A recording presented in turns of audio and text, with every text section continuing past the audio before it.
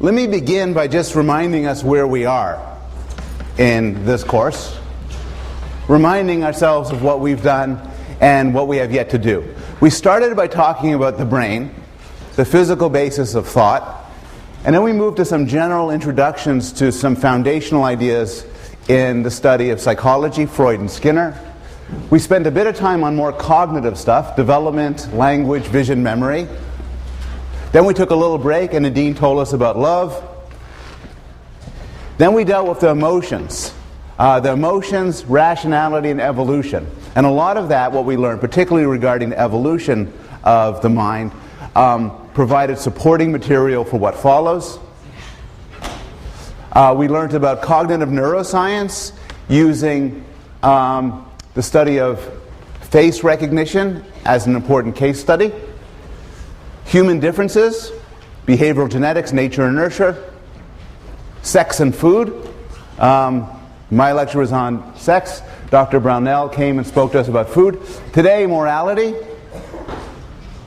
Next week, social thought and social behavior. Mysteries. Basically, a series of topics that don't fit anywhere in the course and really make psychologists scratch their heads.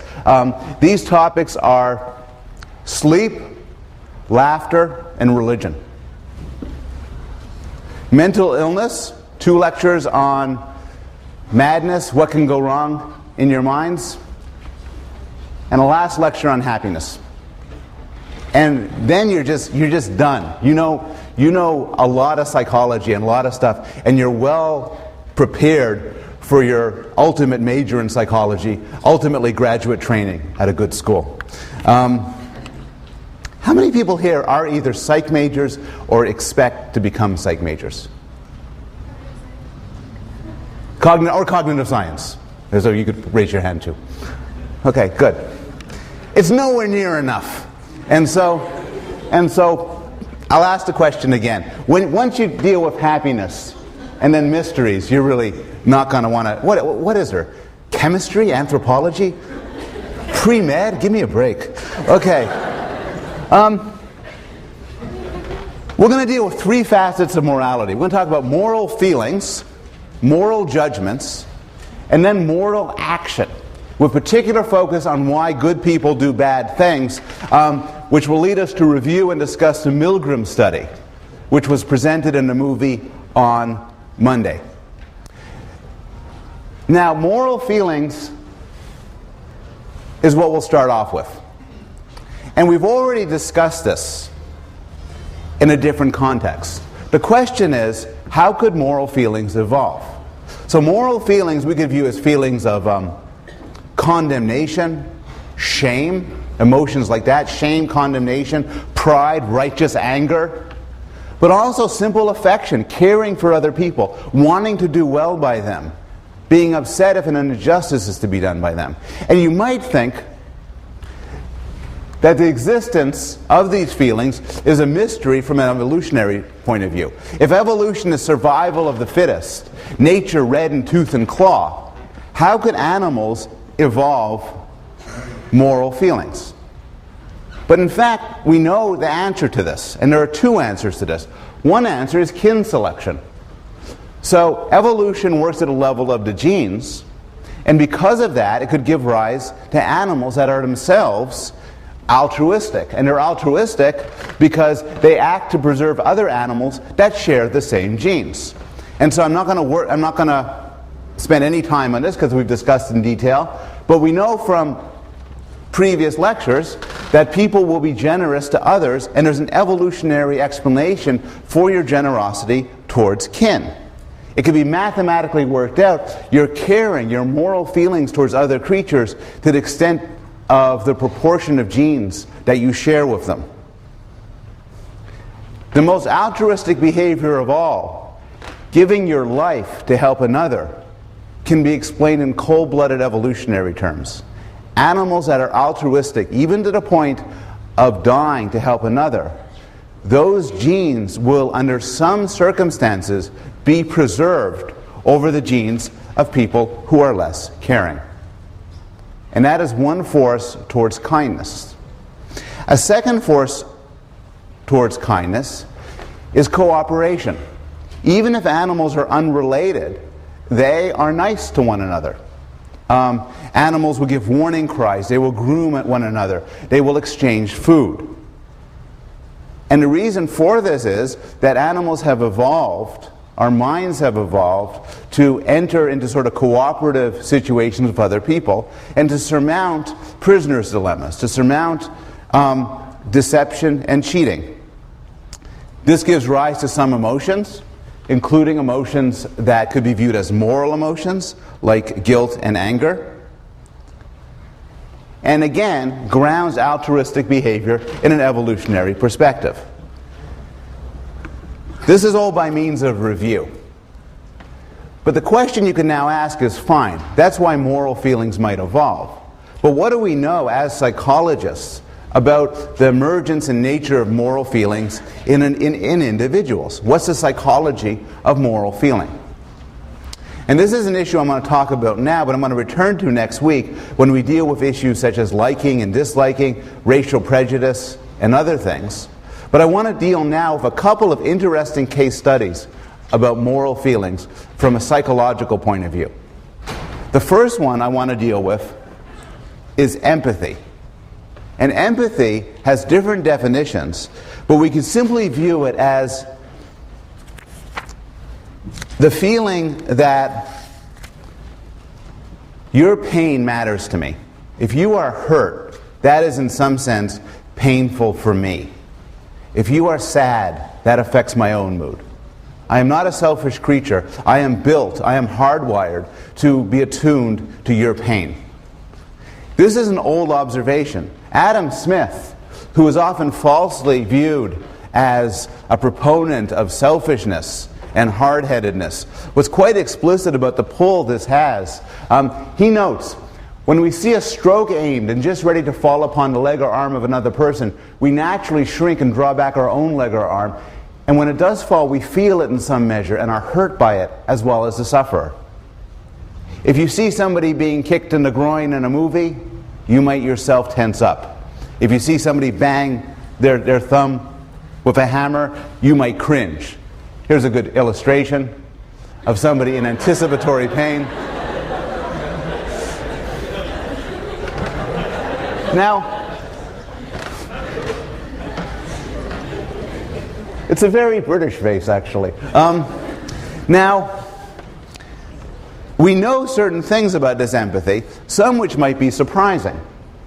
The pain of others is aversive even for babies.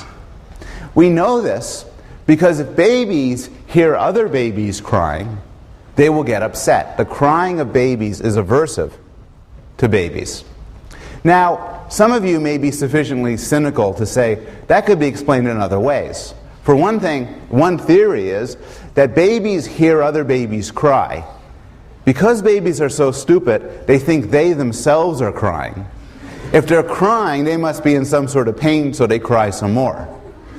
But clever psychologists have ruled this out. What they did was a study where they exposed babies to tape-recorded sounds of other babies crying and tape-recorded sounds of themselves crying. Babies cry more to this pain of other babies than they do to their own pain, suggesting that their response is to some extent a response to the otherness of the characters. We know pain of others is aversive for chimpanzees.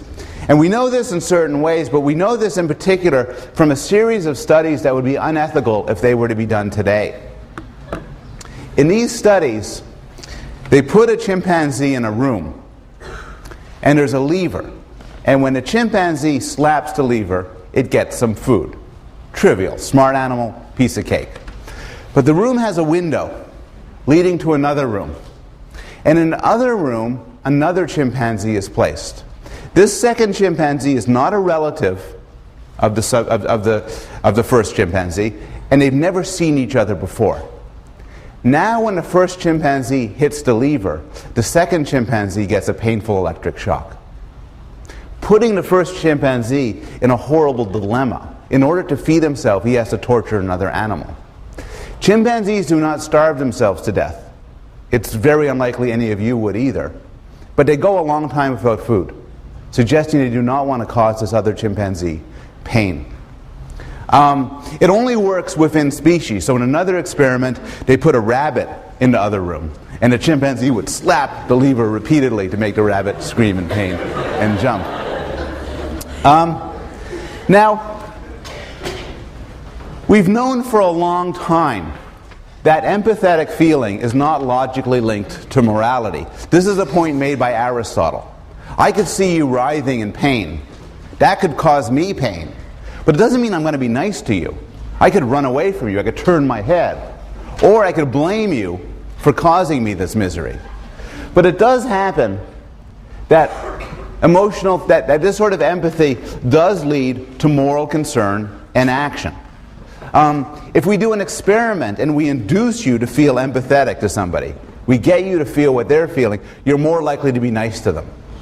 And people differ in the extent to which they feel empathy.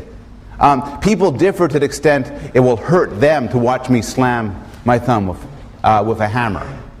If you are high empathy, you're more likely to be a nice person than if you're low empathy, suggesting there's some connection between empathetic feeling and liking. Now, empathetic feeling, like any other human capacity, differs across people. Some of us have a lot of it, some of us don't have much of it. There's some reason to believe that in a population known as psychopaths, a population we'll return to later on when we discuss mental illness, this sort of instinctive empathy is broken. And the pain of others just doesn't bother them very much. I have some illustrative quotes here. In Damon's book, a wonderful book on psychopathy, he talks about a 13-year-old mugger who specialized in mugging blind people. And when asked about the pain he caused his victims, he responded, "What do I care? I'm not her." Which is logically correct, but in a sense inhuman. The fact that it's another person should make you care. The serial killer Gary Gilmore basically said the pain of others gratified him and caused him no unhappiness at all. "I was always capable of murder. I can become totally devoid of feelings of others, unemotional. I know I'm doing something grossly," and here there's a very bad word, "wrong. I can still go ahead and do it." And Ted Bundy, when interviewed, at one point said he was astonished that people made such a fuss about all of his murders. Because he said, I mean, there are so many people. And if any of you here are nodding in agreement at these sentiments, that's not such a good sign. These are particularly callous and cold-blooded statements, suggesting that this instinctive empathy, this aspect of moral thought, is present in most of us, but not in all of us. The second case study of moral feeling is in-group and out-group. In our affections, in our caring, who we like, who we feel close to, whose pain bothers us, we are not indiscriminate. I care a lot more about my children than I do about my friends. And I care more about my friends than I care about strangers. We're all like that. We also favor our group over others. In every possible way. You are a member of many groups. You are men, you are women, you're Yale students, you're young, you're white, you're black, you're Asian. You're a member of these groups, and as we will discuss repeatedly when we talk about social cognition and social behavior, this membership matters a lot to you.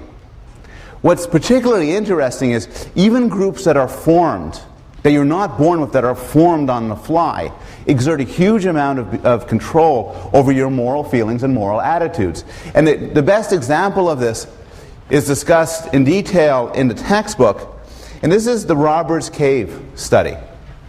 And this Robbers Cave study serves as a nice illustration of morality in everyday life. The study was 11 and 12-year-old boys at a camping program.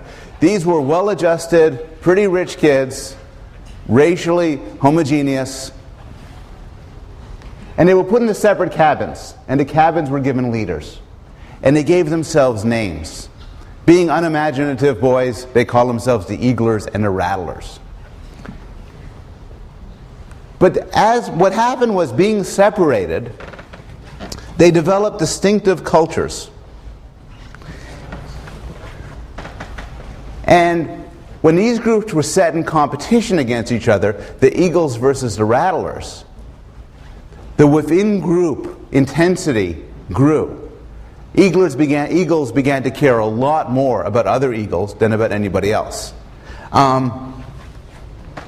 So there's within-group solidarity, and then there were negative stereotypes. So these groups developed different cultures. It was a randomly cut apart, kind of like Yale colleges actually, where you get a random assortment of people. But despite the fact that the assortment is random, the division is random, cultures begin to emerge. The eagles prided themselves on being clean living, not using cuss words, and treating each other with respect. They viewed the rattlers as dirty and tough, and kind of slovenly slobs. The rattlers viewed the eagles as goody-goody kids. It's cruel. Finally, it all devolved into hostilities, raids, and violence. The eagles burnt a rattler's banner. Cuss words were occasionally used. And so Sharif, the psychologist designing all of this, went, excellent. And then the problem, he then says, now we've created two different warring cultures. That was fun. What do we do to make them friends again? And then we figured how to, now we've done that, and this will solve all sorts of problems.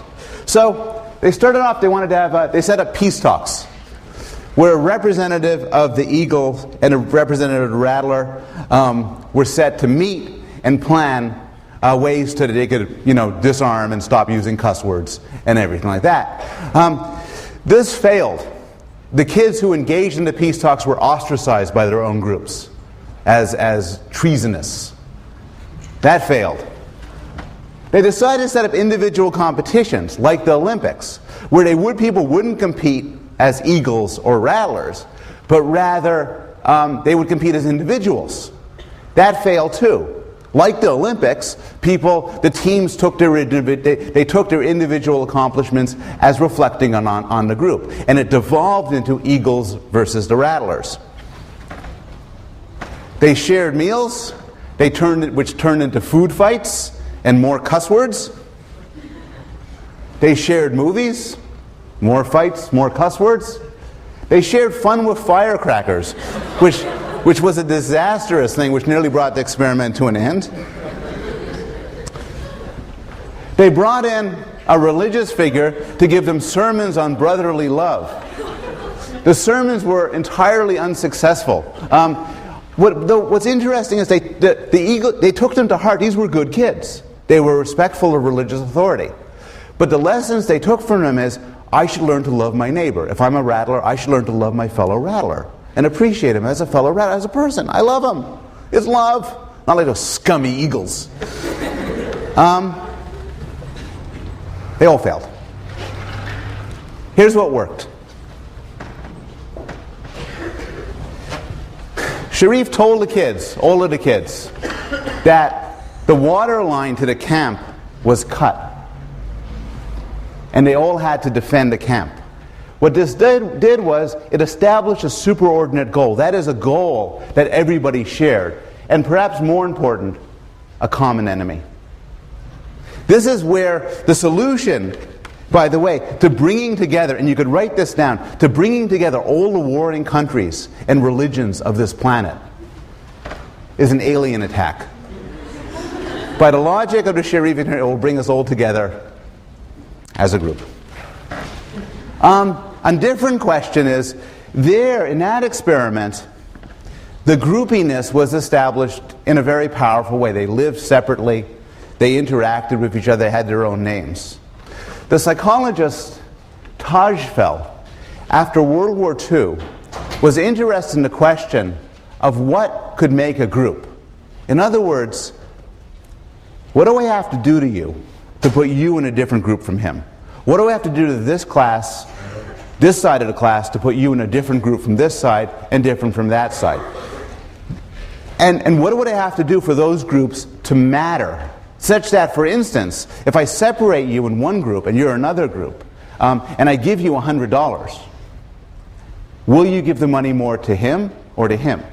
Will you give it more to your own group or to another group? And what he found was, you don't need much. In one experiment, he showed people pictures of modern art. And based on their responses, he described them as Klee lovers or Kandinsky lovers. Now this was all made up. They were just random assignments. But the Klee lovers viewed themselves as more similar to other Klee lovers. They thought the Klee lovers tended to be smarter than the Kandinsky lovers, and the Klee lovers would devote more resources to themselves than to others. This is why it's called minimal groups. You don't need much to make you into a group. And in fact, later experiments just flipped a coin. So the experiment goes like this. I ask everybody in this class to take out a coin. You all flip it. Everyone who's heads, you're one group. Everyone who's tails, you're the other group. Then I ask people in the heads group, which group do you put yourself aside? Which group on average do you think is smarter? You say, well, you know, kind of works out that the heads group is kind of really smart. Heads, you know, smart. Which group? Here's some money. You have to distribute it. You're more likely, it's a subtle effect when you make the group so minimal, but you're more likely to give it to your own group than to others. And this suggests that moral feelings are exquisitely attuned, not necessarily only to individuals, but also to the psychology of groups. Any questions at this point about moral feelings?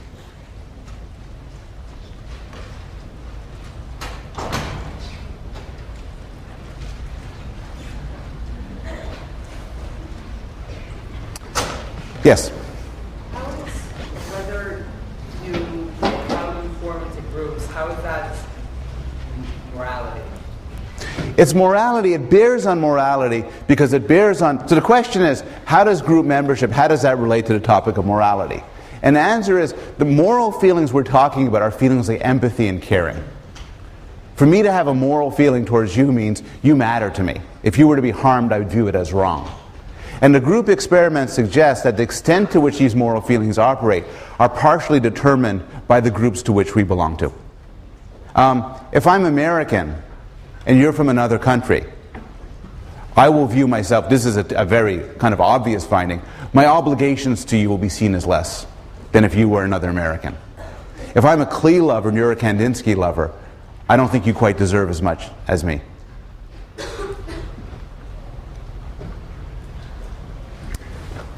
Moral judgment is an area that is tremendously exciting, and there's a lot of recent research on this. By moral judgment, I mean not empathetic feelings, not feelings of caring and love or approval and disapproval.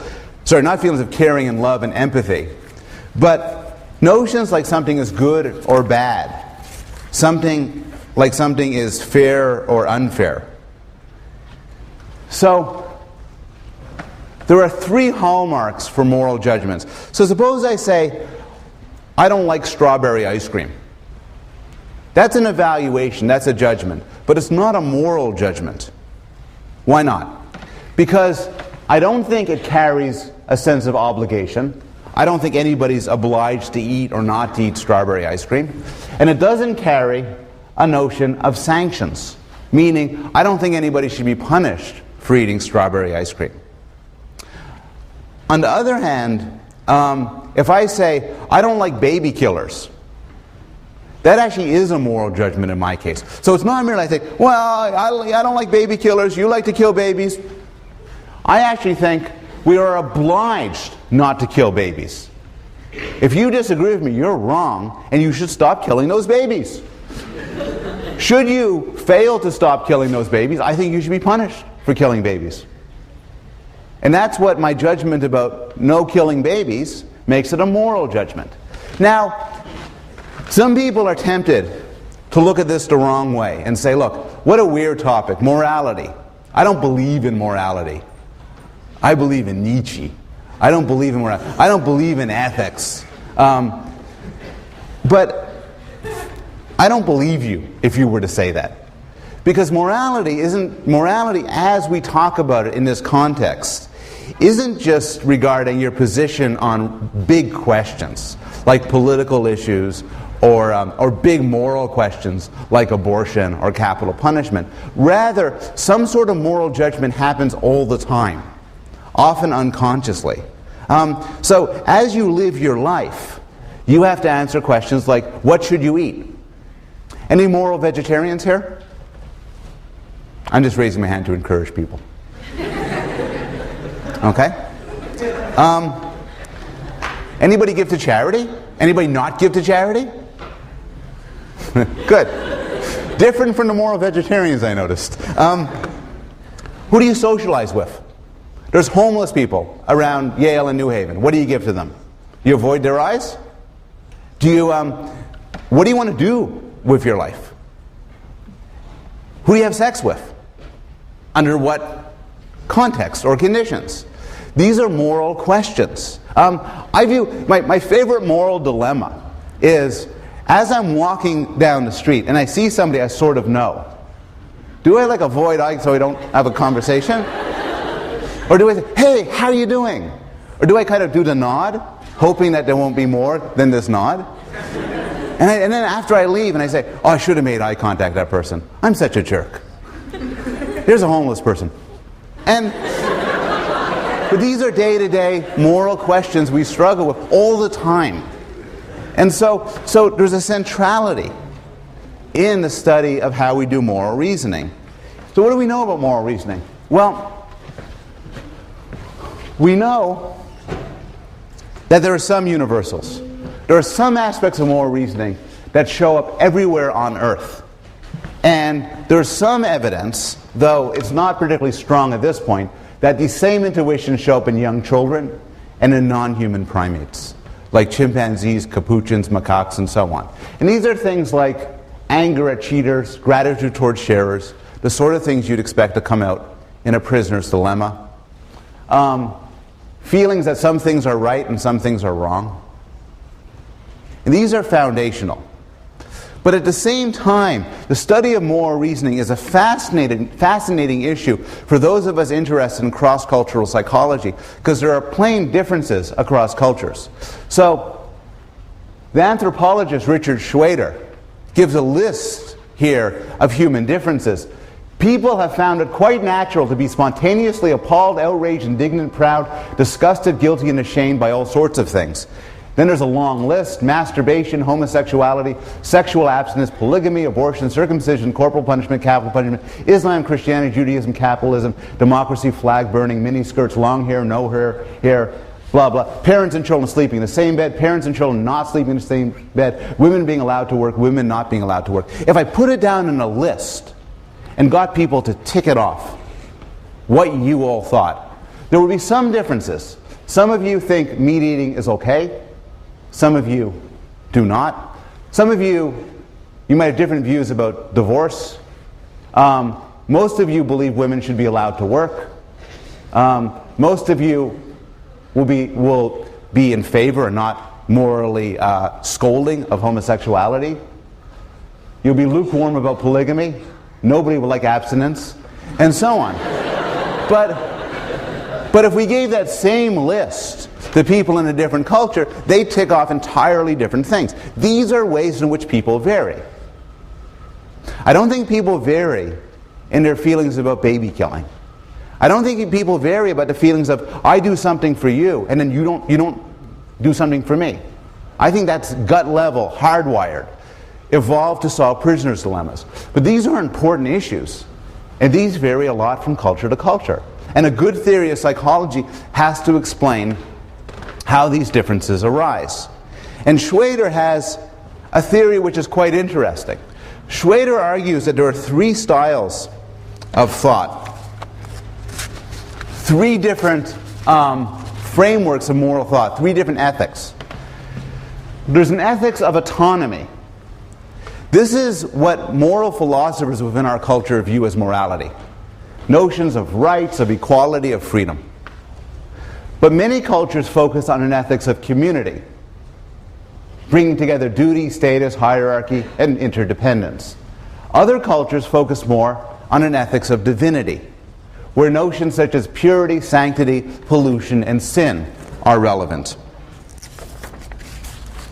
So, for example, when we're talking about the rights of men and women and what they should be allowed to do, many people in our society, following an ethics of autonomy, will argue that they should have equal rights in all domains of behavior. Since they're sentient, free creatures, they should have a right to do whatever they want unless there's a compelling argument against it. And a compelling argument would have to involve some infringement of the freedom of other people. On the other hand, if you're in an ethics of community, you might argue that men and women have different rights and different responsibilities. They may be born to perform certain things, and as such, they're duty-bound to follow them. If you're from an ethics of divinity, you may appeal to religious injunctions against certain actions and behaviors. And these may differentially restrict the behavior of men and women. You might believe, for instance, that women should not prepare food when menstruating because it would contaminate the food. You may believe that there's severe restrictions about who could have sex with one another that don't have to do with human rights and human freedom. It has to do with the way things should be because of issues of pollution and sin. Now, Western cultures, as I said, are highly invested in an ethics of autonomy. And so debates we have in our culture tend to be framed in terms of an ethics of autonomy. If we have a debate about abortion in this class, some people might say, look, the fetus is a sentient being, and as such, it has a right to survive and shouldn't be killed by its mother. Other people would argue, no, a woman has full freedom over her own body, and as long as the fetus is within the body, she has a right to control it. If we're arguing about hate speech, we could talk about the balance between the rights to freedom of speech versus the right to a certain quality of education free of harassment and humiliation. Those are the way we frame things. But one of the more interesting discoveries in this field is that although people think that they're governed by the ethics of autonomy, even people within our culture, even highly educated people within our culture, even people like you, show moral judgments that are not quite as simple. So this is the work of Jonathan Haidt at University of Virginia.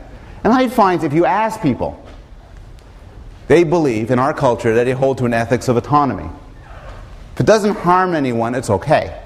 So if I was to ask you your attitudes about sex, most of you, not all of you, come from different cultures, you have different attitudes, but most of you would say sex between consenting adults is okay as long as nobody gets hurt. As long as nobody gets hurt, people's rights are respected. So gay marriage, for instance, or gay sex would be okay with you because it is nobody is harmed and these are consenting adults. Haidt points out that there are certain problems with this argument, and he illustrates these problems with stories like this. Julie and Mark are brother and sister. They are traveling together in France on summer vacation from college. One night they are staying alone in a cabin near the beach. They decide it would be interesting and fun if they tried making love. At the very least, it would be a new experience for each of them. Julie was already taking birth control pills, but Mark uses a condom too, just to be safe. They both enjoy making love, but they decide not to do it again. They keep that night a special secret, which makes them feel even closer to each other. What do you think about that? Was it okay for them to make love? Who says yes? Good. I know some people say yes, shoot their hands, and they look around in astonishment that no one else is with them. Who says no? Hey, who's not sure? You're not sure. That's the weirdest of all. Haidt finds that the distribution, even among this, if you look, if you go home and you ask your parents, you say, "Ooh, what are you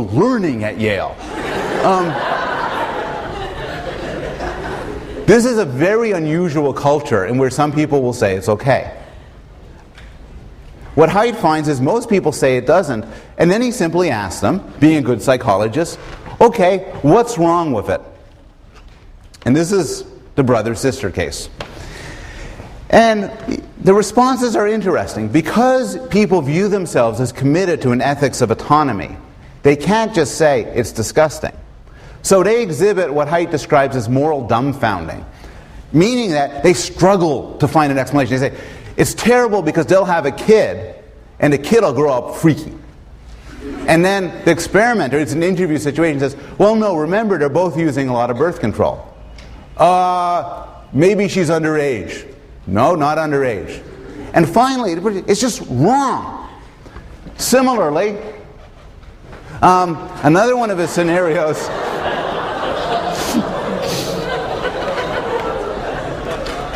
This isn't as bad as you might expect. The family dog is playing outside and gets hit by a car.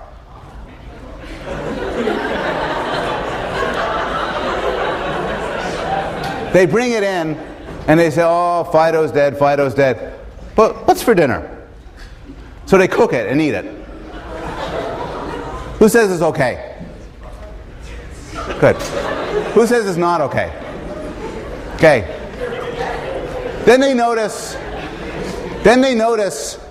that their toilet is kind of dirty.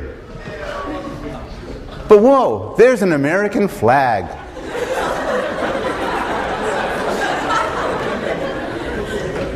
They then use the toilet to clean the flag. Who says that's okay? Anybody think it's not okay? And just keep in mind, we're getting sort of even responses here. On all of these, the majority of people who are not college students in elite universities say, oh, that's so wrong. Finally, there's this one, and this one really is as bad as one might expect. The guy's lonely, so he purchases a frozen chicken from the supermarket, brings it home, and has relations with it. Then he cooks it and eats it. Look, this is a scientific paper in Psych Review. Okay? Who says that's okay? Good. And I notice there's consistency among people. The people who think it's okay have every right to say that they believe, if they really sincerely believe it's okay, they are committed to an ethics of autonomy. Those of you who think it's not okay, none of these, should ask yourself why. And should then scrutinize your reasons. People are very smart, and they could easily present reasons why. They can say, oh, disease. But these reasons tend not to be sincere. If you take away the considerations, the reaction stays. And these are then interesting case studies of how our moral judgment is governed by factors that we might not be conscious of. Our moral intuitions can surprise us.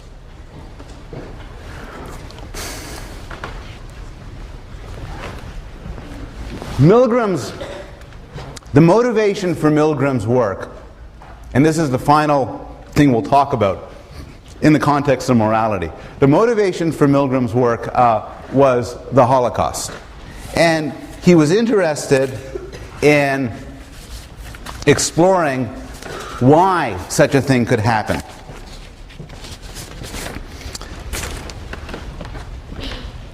I should note, by the way, you know from the movie that Milgram was a Yale professor.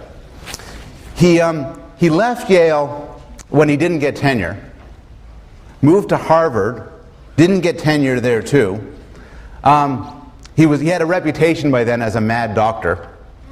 He ended up at City University of New York, became a full professor at age 33, died in his early 50s, did not lead a good life, but had extraordinary discoveries. Another discovery which we'll talk about next week is, has anybody heard the phrase 6 degrees of separation? Milgram. And we'll talk about that later. Milgram had a powerful imagination. Okay, so we know this. This is all review. There's the guy. How many of you laughed when you saw the movie? Interesting question, why? And we'll talk about that in a little while. Shocks, slight shock to XXX. This is just repeating what you've seen. The learner protests as he's being shocked more and more, but the experimenter continues to request obedience. For those of you who haven't seen the movie, again, the setup is someone is a subject. They don't know, they think that they're teaching somebody in a memory game, but actually the person who is being shocked is a Confederate who is trained to react in certain ways as he's being increasingly shocked. And the finding is that the majority of people will deliver fatal shocks to this person who they had never met, based on the instructions of another person. Now, there's some immediate bad explanations for this. One explanation is these are really strange people. These are a normal group of psychopaths. But we know that's not true. It's been replicated with many subjects. There's no reason to believe that the subjects in Milgram's original study were in any way unusual. It's also a misreading to say that people are in general sadistic.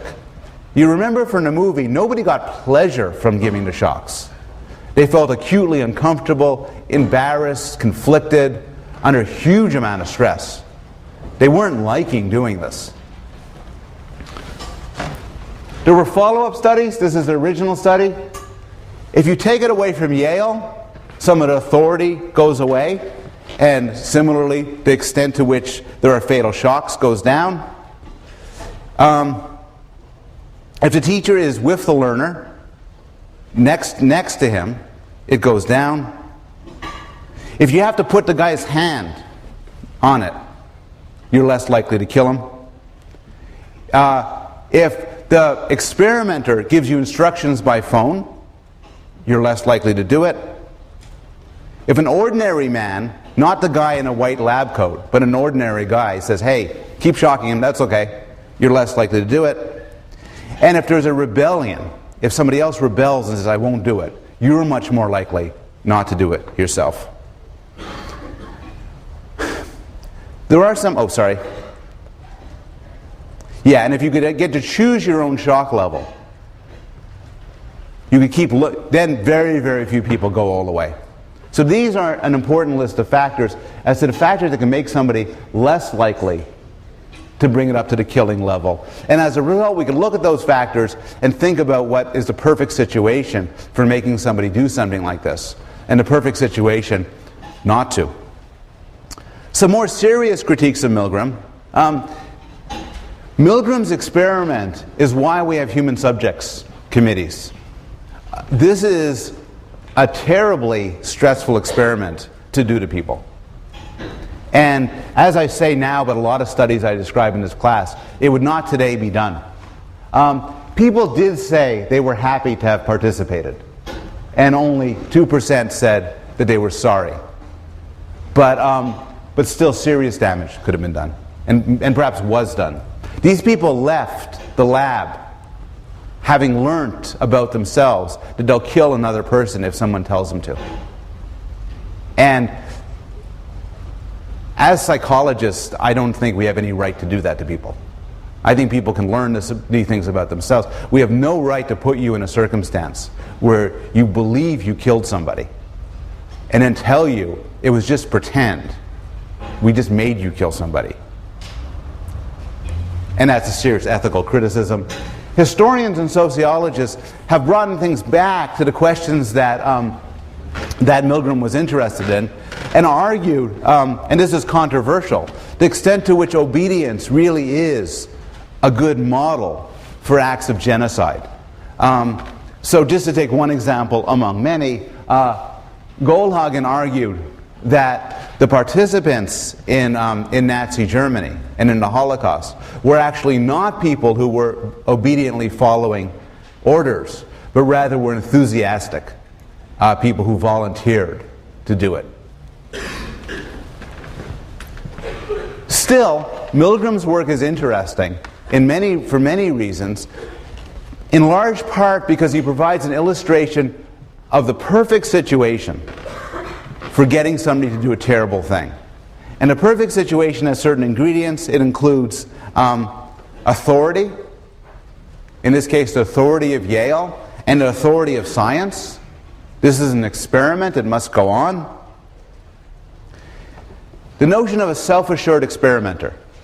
The results would be very different if the experimenter himself seemed nervous, unwilling to proceed, confused. But he was confident, and he kept saying that he will take responsibility. There was distance between a learner and an experimenter. Recall, you get less of an effect if you have to touch the guy. But distance makes it easier for you to kill him. And finally, there's a new situation and no model of how to behave. One of the reasons why the Milgram experiment is so nice to know is that if this ever happens to you, not as an experiment but in real life, it will no longer be new to you. You'll know what sort of thing this is, and you'll be able to examine it in that light. I want to end this lecture summing up, drawing a lot upon Milgram and some other work, and talk first about two forces for evil, and then end by talking about two forces for good. The first force for evil is de-individuation of self. And what this means is, one reason why people are so bad in groups is because you could diffuse your responsibility. If I'm running through the street alone with a baseball bat smashing through windows, it's me, and I know it's me. If I'm with 20 other people, it's not me anymore. It's part of the group. And I don't feel as bad. Responsibility becomes diffuse. One of the powers of a group, then, is it diminishes responsibility. You could diminish responsibility in other ways. Another way of diminishing responsibility is you could accept orders. It's not me, I'm just an instrument of somebody else telling me what to do. And yet another way of diminishing responsibility is anonymity. Here's a question. In so many violent acts, and so many people go to war, what they do is they paint their faces, or they put on masks. Why? Well, there's anonymity from others. If I'm wearing a mask as I do my terrible stuff, nobody will know it's me. But there's also a psychologically liberating effect. If I'm anonymous, it's not me, and I could do terrible things without feeling the same moral responsibility. This analysis has explained why people don't always help others in need. If there's a group, responsibility to help decreases. And this is captured in different ways, but the main idea is we all think someone else will help, so we don't. There's a diffusion. This just summarizes some studies, some famous studies supporting this. And the classic example, which is discussed in detail in the textbook, is the Kitty Genovese case, where somebody was murdered in the common lot that apartment buildings surrounded, while dozens of people watched. Dozens of good, normal people watched and did nothing. If there's some advice I've heard on this, which is pretty good advice, if you're ever in a predicament on a city street, you know, you have a heart attack, you broke your leg, you're being mugged and everything, and this is based on the research, screaming help is often not very successful. Because if I'm with 10 people and there's somebody screaming help, I look up to the other 9 people. They're not doing anything. They're looking at me. I'm not doing anything. We keep walking. What is useful is point to somebody and say, you in the green sweater, call the police. And the psychological evidence is if I'm wearing a green sweater and somebody asks me to call the police, I will call the police. I'm a good guy. I wouldn't sit aside when somebody's being harmed. On the other hand, if somebody says, somebody call the police, well, I got things to do. And so the fusion of responsibility explains both when we're willing to do terrible things and also when we're willing to help people who are in trouble. Denigration of others. There's a lot of ways to make other people matter less. So this is the flip side. The way to do terrible things, one way to do terrible things is to lose yourself so you're not an individual anymore. But another way to do terrible things is so that the person you're doing it to isn't an individual. How do you do that? Well, you have psychological distance or physical distance. I'm more likely to kill you if you're very far away than if you're close. I could describe you and start to think about you, not as a person. And language can be used for this. Instead of people, you could use terms like cargo. Instead of murder, extermination. Humor is very powerful in denigrating and demoting people. When you start laughing at somebody, you think of them as less of a person. And we'll get to that a little bit more when we talk about laughter. You could take away their names. One of the more interesting things in the United Nations Declaration of Human Rights is a very interesting right. It says every person has a right to a name.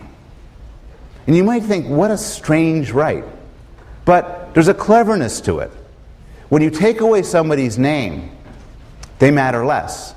People have names. People have distinct individual names that mark them as people. And once you know somebody's name, you're less likely to do bad things to them. And another option, which I'm interested in from the standpoint of my own research, is you could see them as disgusting. Disgust is what Paul Rozin has called the body and soul emotion. And we know certain things about disgust. It is a human universal. It is a basic emotion with a characteristic facial expression. Remember Paul Ekman's work on the basic emotions, the universals of emotional expression? Disgust is one of them. And it is universally elicited by certain things like this list. Wherever you go, feces, urine, blood, vomit, rotten flesh, and most meat will be disgusting. Now, if that was all we had to say about disgust, it wouldn't affect morality very much. But we know that people can be seen as disgusting. And Charles Darwin, actually, who was an astute observer of human behavior, tells a nice story that illustrates this, how a native touched with his finger some cold preserved meat and plainly showed disgust at its softness, whilst I felt utter disgust at my food being touched by a naked savage, though his hands did not appear dirty. People can be disgusting. And if people are seen as disgusting, they matter less. The philosopher and legal scholar Martha Nussbaum nicely summarizes this. Thus, throughout history, certain disgust properties have repeatedly and monotonously been associated with Jews, women, homosexuals, untouchables, lower class people. All of those are imagined as tainted by the dirt of the body. I won't read this, but this is a typical bit of Nazi propaganda. Any genocidal movement that has left behind a written record has been shown to use the mechanism of disgust to dehumanize people and make them easier to kill. I'll skip that. I want to end, though, on a positive note. And a positive note are forces for good. So forces for bad are to lose yourself as an individual, lose yourself in a crowd, lose yourself because there's some authority using you as an instrument, lose yourself because you're anonymous. Plus, treat others not as people, as numbers, as objects, as disgusting things. But there are some forces for good. These include contact and interdependence. What this can be viewed as an extended version of selfish gene theory, which is that to the extent you're interconnected with other people, you care about them more for purely selfish reasons. Robert Wright presented this in a very blunt way, but I think his quote is quite moving. One of the many reasons I don't want to bomb the Japanese is that they built my minivan. And the idea is he has economic codependencies, people. They're a different group. You might want to kill them under normal circumstances. But the interdependence gives rise to a moral connection. Thomas Friedman proposed the Golden Arches theory of human conflict, which said that no two countries which each have a McDonald's will ever go to war, because McDonald's forces global interdependence. This was falsified in a NATO bombing of, I think, Sarajevo. But still, his heart's in the right place. The idea is that interconnection makes you more likely to get along with other people. More generally, there's what's been called the contact hypothesis. So interdependence is one thing. But what's maybe more interesting is that simple contact with other people, particularly if you're of equal status, you have a common goal, and you have social support, makes you like people more. There are now dozens, probably hundreds of studies that show that people who would otherwise show animosity towards one another, like blacks and whites in the United States, like each other more if they're brought together. And there's a lot of social psychology research as to the conditions in which you have to bring them together. The Robbers Cave study talked about before is a nice example. It was not easy to bring them together, but when they had a common goal that brought them, that caused the interconnection, and then the contact led to moral feeling. The military is a superb example. The military in the United States was a situation which brought together people who wouldn't otherwise have any contact, and they liked each other. There's been study after study showing that people in the military who were otherwise, for instance, racist, after working with people of different races, liked them more. Because you had all of the right ingredients. They worked together for a common goal. The military supported bringing these people together, and they were brought together on an equal and fair footing. There's, of course, a lot of debate about universities, like Yale, to the extent which they promote interdependence. They promote positive contact between groups. And you could think of yourself as an exercise. If these are the conditions for contact, to what extent are they met in a university setting? Between, say, blacks and whites, people from the American South versus people from the American North, people from other countries versus people from the United States. And I know there's debate on campus about the extent to which there's segregation within the Yale community. And you could ask yourself about the extent of that segregation and how that reflects what role that should play with regard to the contact hypothesis. Finally, and this is the last thing I'll say, if you take another person's perspective, you'll care more about them. This is the final force for good from a moral perspective. JFK, when making the plea for equal rights, didn't produce an abstract philosophical argument, but rather tried to invite his listeners, who were white, to engage in perspective taking. If an American, because his skin is dark, cannot eat lunch in a restaurant open to the public, and so on, so on, so on, then who among us would be content to have the color of his skin change and stand in his place? Who among us would be content with the counsels of patience and delay? Again, Nussbaum goes on and talks about how in Greek dramas invited people to take the perspectives of those who they would never imaginably be or even be in contact with, and argued that this led to an empathetic expansion. I think one of the greatest circles for moral good is storytelling, where you're invited to take the perspective of another and see the world as they do. Finally, there are direct ways. You can ask people, and this is a way which we talk to our children when we try to get our children to expand their moral concern of compassion. We say, try to see it from their point of view. How would you feel if? Then there's indirect ways. You can, for instance, use the power of metaphor. There could be familiar things that you are close to, and you could bring in together new things as falling under the rubric of these familiar things. So if I wanted to cause you to feel moral concern for a fetus, I would do well to describe it as a preborn child. If I wanted you to care about an animal, I would do well to describe it as if it were human. If I wanted to think about all of you and get you and establish more of a connection with you, I would not describe you as, unrelated strangers. Rather, you are my brothers and my sisters.